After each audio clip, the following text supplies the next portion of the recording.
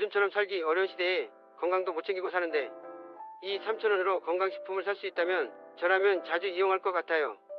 영양제가 단돈 3,000원? 최근 다이소가 일부 매장에서 건강기능식품 판매를 시작하며 큰 화제가 되고 있습니다.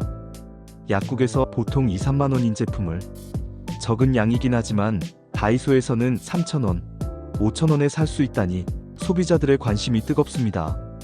한 소비자는 이 가격이면 부담 없이 챙겨 먹을 수 있겠다고 반응했죠. 하지만 이 파격적인 가격에 대해 일부 약사들은 제약사가 약국을 배신했다며 우려의 목소리를 내고 있습니다. 다이소 제품 가격이 약국 가격의 5분의 1 수준이라 약국 매출에 타격이 있을 수 있다는 비판이 제기되고 있습니다. 반면 원래 홈쇼핑이나 온라인으로 건강기능식품을 구매하는 추세라 큰 영향은 없을 것이라는 의견도 나오고 있으며 대한약사회는 건기 시기 약국 매출에서 차지하는 비중이 5% 내외라며 과도한 우려는 경계하였습니다. 작년 다이소의 약국 전용 염색약 판매 논란 전례까지 떠올리며 이번 건강기능식품 논란은 제약 유통 구조와 가격 문제를 다시 수면 위로 올렸습니다.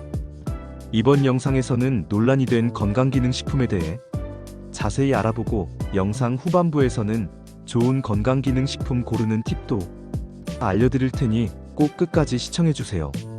구독과 좋아요는 사랑입니다. 이렇듯 가격과 판매처를 둘러싸고 논쟁이 벌어졌지만 한편으로 건강기능식품 자체의 가치도 짚어볼 필요가 있습니다. 건강기능식품이란 무엇일까요? 법적으로 건강기능식품은 인체에 유용한 기능성을 가진 원료나 성분을 사용하여 제조 가공한 식품을 말하며 식약처의 엄격한 기능성 안전성 심사를 거쳐 건강기능식품 인증 마크를 획득한 제품들입니다.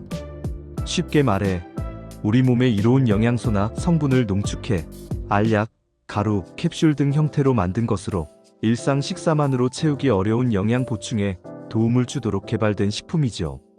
예를 들어 비타민 D나 칼슘 보충제는 뼈 건강과 골다공증 위험 감소에 도움이 될 수 있고 프로바이오틱스 유산균은 장 건강에 유익한 영향을 줄 수 있습니다. 각 제품은 식약처로부터 인정받은 기능성 범위 내에서 효능을 광고하며 질병 치료가 아닌 건강 유지 및 증진을 도와주는 것을 목표로 합니다. 건강기능식품의 장점은 무엇보다 현대인들의 영양 불균형을 해소하는 데 기여할 수 있다는 점입니다. 바쁜 생활 속에서 끼니를 거르거나 인스턴트 식품에 의존하다 보면 비타민이나 미네랄이 부족해지기 쉬운데요.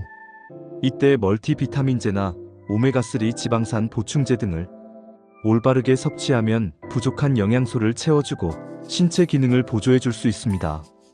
실제로 권장량의 영양소를 충분히 섭취하면 면역력 강화나 피로 개선 등의 도움을 받을 수 있다는 연구들도 많습니다. 또한 특정 연령층이나 환경에서 추가로 필요한 성분을 공급해주는 역할도 합니다. 이를테면 폐경기 여성에게 도움이 되는 칼슘 비타민 D, 채식주의자의 비타민 B12 보충, 성장기 어린이의 비타민 등 개인별 맞춤 보충이 가능하죠. 다만 올바른 활용법을 지키는 것이 중요합니다.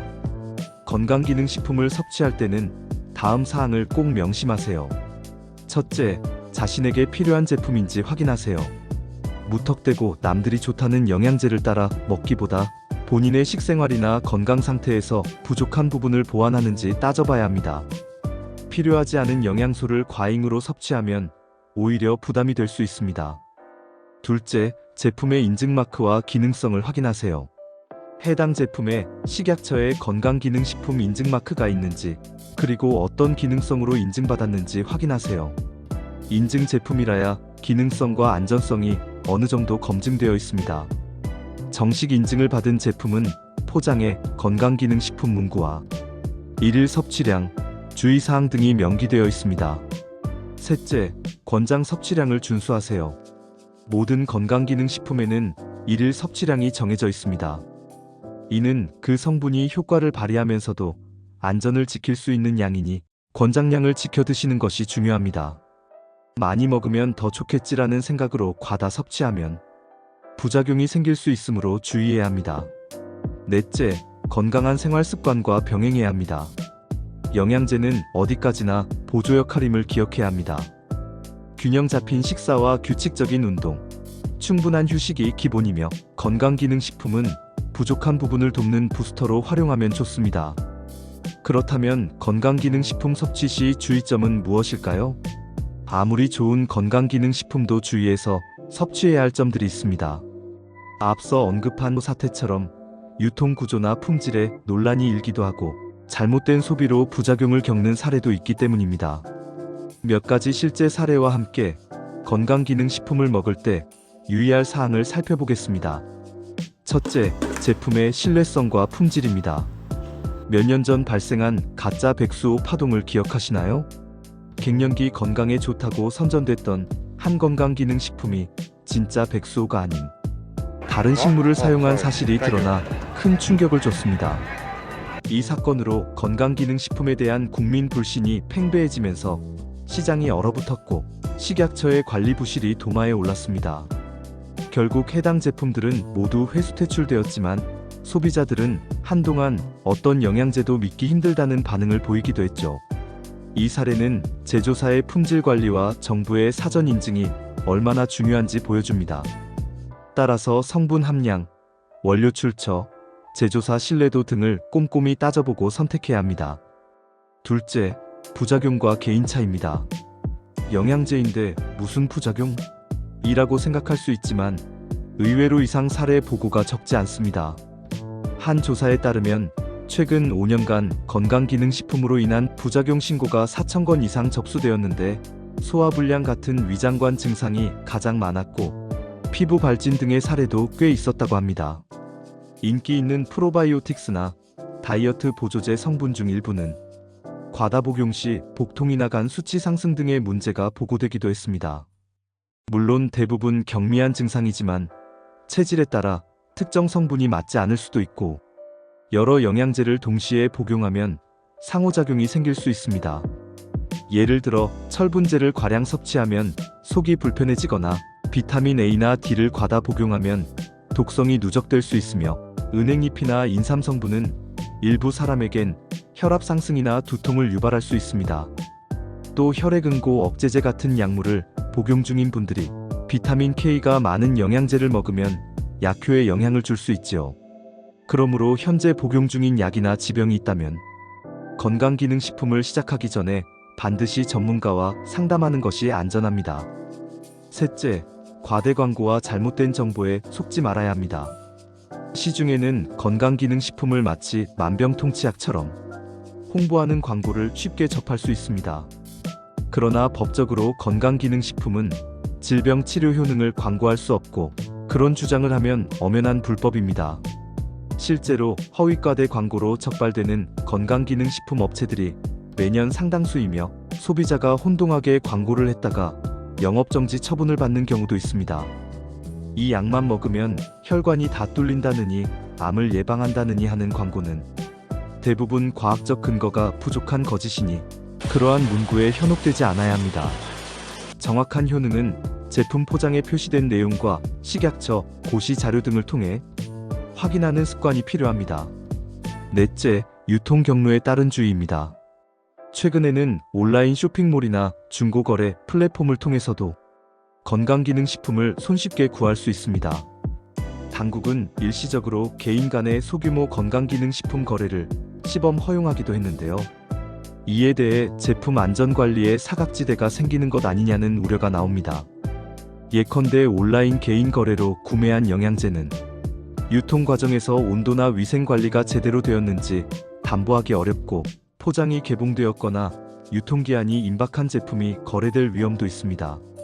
만약 개인 거래로 산 영양제를 먹고 문제가 생기면 책임 소재도 불분명합니다. 또한 전문가의 복약 지도가 없이 소비자 임의로 구매하다 보면 체질에 맞지 않는 제품을 잘못 선택할 가능성도 높아집니다. 일각에서는 중고 플랫폼이 자칫 불법 의약품 유통의 경로로 악용될 수 있고 검증되지 않은 잘못된 정보가 확산될 수 있다는 지적도 있습니다. 따라서 건강기능식품은 가급적 공식 유통 채널을 이용하고 인터넷 정보만 믿지 말고 공신력 있는 자료를 참고하는 게 좋겠습니다. 마지막으로 건강기능식품은 약이 아니라는 점을 항상 기억해야 합니다. 앞서 다룬 다이소 판매 논란도 결국 영양제를 어디서 살 것인가의 문제일 뿐, 그 영양제가 만성질환을 치료해주는 특효약이 아니다는 사실에는 변함이 없습니다.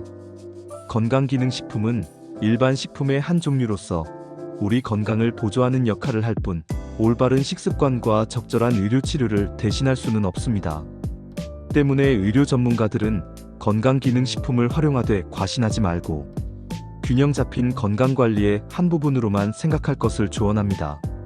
지금까지 다이소 건강기능식품 할인 판매에 얽힌 논란과 더불어 건강기능식품의 장점, 그리고 섭취 시 유의사항까지 살펴보았습니다. 소비자의 한 사람으로서 값싼 영양제의 등장은 반가운 소식일 수 있지만, 한편으로는 정말 믿고 먹어도 될까? 라는 의문도 뒤따릅니다. 결국 현명한 소비와 정확한 정보가 답이겠죠. 건강기능식품을 적절히 활용하면 분명 우리 몸에 도움이 될 수 있습니다. 다만 오늘 이야기한 것처럼 제품의 신뢰도 확인, 권장량 준수, 자신에게 맞는지 판단, 과대 광고 경계 등의 원칙을 지켜야 합니다. 이번 논란을 계기로 소비자는 보다 깐깐한 안목으로 건강기능식품을 선택하고, 업계와 당국은 투명한 정보 제공과 철저한 품질 관리를 통해 신뢰를 쌓아가야 할 것입니다. 값이 싸든 비싸든 무엇보다 중요한 건 내 건강이라는 점 잊지 말아야겠습니다. 모두들 항상 건강 조심하시고요. 오늘 영상이 도움이 되셨다면 구독과 좋아요도 부탁드립니다. 다음 시간에 더 유익한 내용으로 찾아올게요. 감사합니다.